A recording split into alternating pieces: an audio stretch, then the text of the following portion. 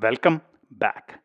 After making the first use of the for loop, and in the previous video we looked at a number of puzzles related to the for loop. In this video, let's look at a few exercises related to for loop. Let's start with the first exercise. Earlier, we printed all the odd numbers. We printed odd numbers from 1 to 9. Now, I want to print the even numbers up to 10. So I would want to print 2, 4, 6, 8 and 10. I would want to use the for loop to do that. How do I do that? You can try and pause the video in here and see if you can work out the solution on your own. The solution is very simple, right? So instead of starting with 1, I would start with 2. So if you start with 2, the starting value will be 2. Each time it would be incremented by 2, and 2, 4, 6, 8 and 10. That's what will be printed. So let's do that. Print I. And you'd see 2, 4, 6, 8 and 10 printed. That's easy, right? Now, I would want to print the numbers in reverse. So until now, we looked at how to print 1 to 10. So I in range 1 to 11, we would print from 1 to 10. However, I would want to print in the reverse, 10 to 1. Think about how you would do that using the range function. I'd go from 10, 9, 8, so on up to 1. How do I do that? It's using the range function, right? So the starting value we want to start with is 10. As we discussed earlier, the end value is exclusive. So if I want to print from 10 to 1, I would want to print one value after that. So I would need to give 0 in here. So I would want to print from 10 to 0. However, the most important thing is the step value, right? Usually the step value is positive, but what we want to do in here is after 10 we would want to go to 9.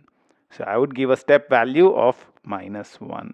And now I can say print I, enter, and now we are printing from 10 to 1. Isn't this fun?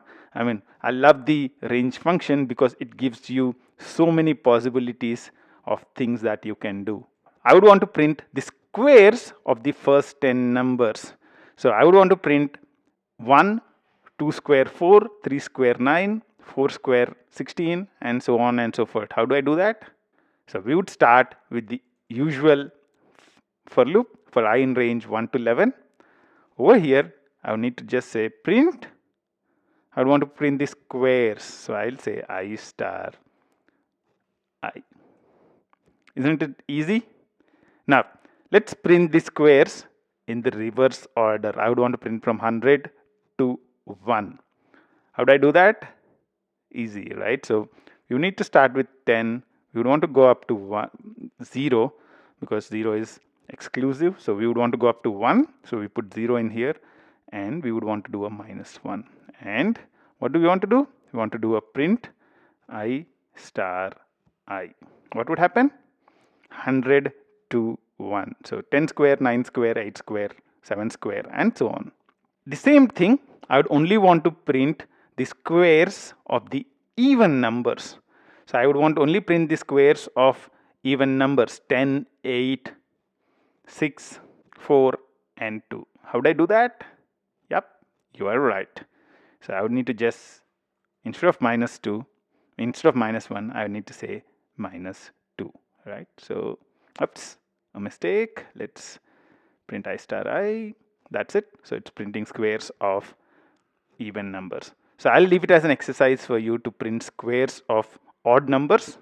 The last thing that we would want to look at in this specific video is printing other tables. This is the code that we used earlier to print the 5 table. The first thing that we would want to do is instead of the 5 table, I would want to print the 6 table and the 8 table. How do I do that? Pause the video in here and try it as an exercise. Yep, it's actually quite simple. So instead of 5, you would need to replace it with 6, right? That's it. It prints the 6 table. If I want to print the 8 table, it's again very simple. Instead of 6, I would replace it with 8. And that's it. We have the 8 table down here. In this video, we had a lot of fun with the for loop. I hope you had a good time learning about the for loop, and I'll see you in the next step. Until then, bye bye.